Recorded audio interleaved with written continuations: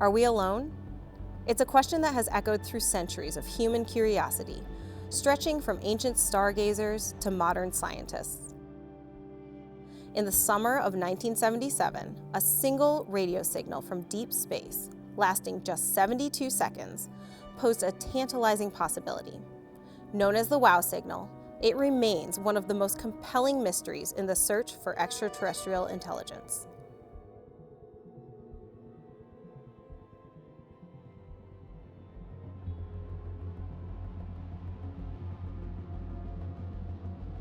My name is Don Stevens, and we are at Perkins Observatory in Delaware, Ohio.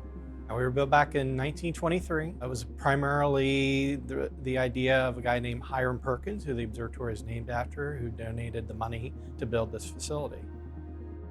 The original telescope that was built with this observatory was the third largest in the world at the time when it was built. As time went on, the light pollution levels increased, particularly in the 1950s when they started installing a lot of street lights. And so it was that point that was decided to move that telescope. So about 1956, we started construction of a bigger telescope. And we are out front of Perkins Observatory on our way to the location where the Big Ear telescope used to be. The Big Ear was a large radio telescope right here in central Ohio. It was one of the largest in the world at the time. It was located near the observatory here. And it basically is called Big Ear because it was pretty gigantic. It took up the area about 4 football fields. It was designed basically to scan the sky. As the Earth rotated, it would scan the sky. When you first think of a telescope, you probably think of an optical telescope that you look into with your eyes. It collects those rays of light coming in, focuses them, amplifies them so that we can see those faraway things better. That's what a radio telescope does as well, but it's different wavelengths of light. Radio waves, just like visible light, they're on the electromagnetic spectrum. It's just a different wavelength. So Dr. John Krause, he was an engineer, a physicist, and a professor at Ohio State University. And he was at Ohio State at a time when radio astronomy and SETI, the search for extraterrestrial intelligence, were really both in their infancy.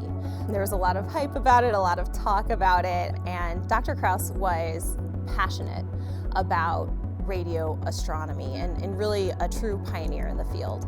The Big Ear telescope is a little bit different from other radio telescopes of the day. He designed it himself, and he applied for grant funding to fund the construction, and then he oversaw the construction of the telescope.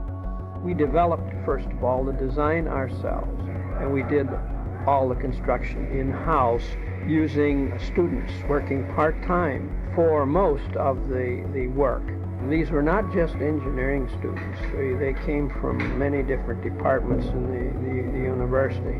Turned out that our best welder had been a high steel worker in earlier years and a very expert welder. He was a pre-dental student, and he taught other students welding. You've got students that were helping amateur astronomers, local experts in different areas. We had students who were in industrial engineering who specialized in time and motion studies, and they systematized the operation to make it as efficient as possible. And we just worked away at this for quite a few years. It was slow, steady, tedious work getting this telescope built and put together.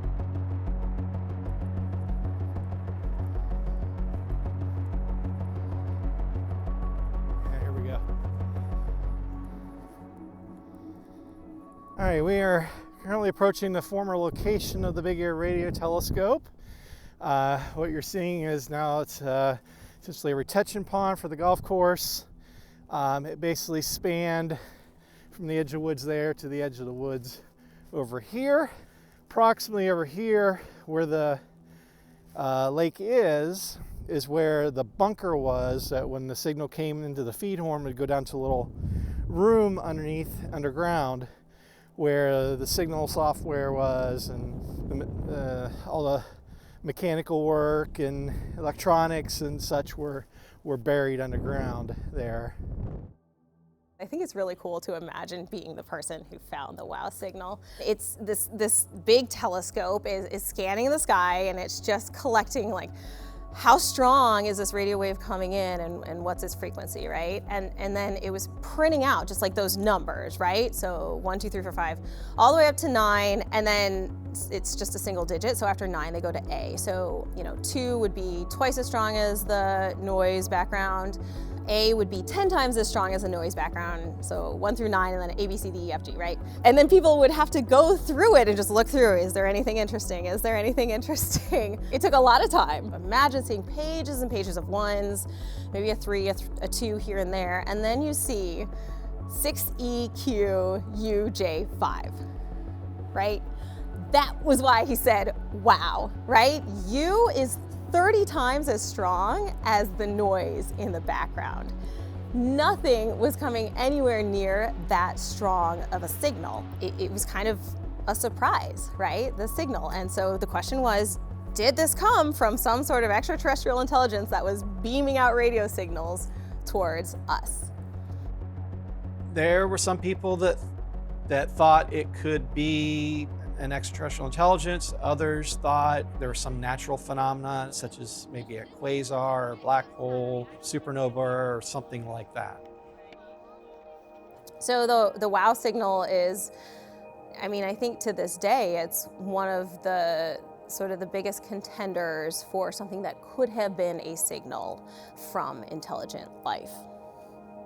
So I think everyone has a natural curiosity and love of the unknown. Like, we all love a good mystery, right? The WOW signal, it happened almost 50 years ago, and I think the latest paper to come out was shared just last year. That tells us is that people are still trying to figure out this mystery. And there's something beautiful about that, whether you're a trained scientist or just someone who enjoys wondering about the world, wondering if we're alone out there, looking up into space and wondering about the universe. I think knowing that there's still more to learn is really inspiring to both up-and-coming scientists, but also scientists today.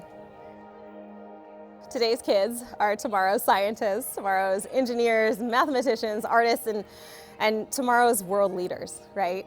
So they're born with that curiosity and that drive, and I think it's so important to nurture it, to nurture scientific thinking, to grow those critical thinking skills so that when they are grown-ups, when they are our world leaders, our scientists, our engineers, they can confront the problems they're faced with critical thinking skills, with their problem-solving skills. They're gonna be using tools that we've never heard of, and they're going to be exploring parts of the universe that we don't know today exist, right? So they need the tools to explore that. Around over here. Ladies, around over here. That moment when I bring up like a 6 or 7-year-old to take their first look at the rings of Saturn and see that little bit of light hit their pupil, and the inhalation of breath, and then the very quiet wow, almost like the WOW signal itself. So you can see why that is such a powerful expression in many regards.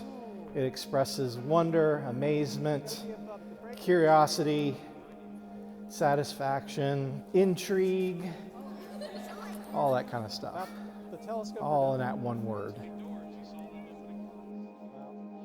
Ask about the telescope or the dome. Biggest thing is, we just want people to just get out, look up, be curious about your universe around you and its majesty and its beauty, including yourself. You are a part of that beauty and majesty of the universe.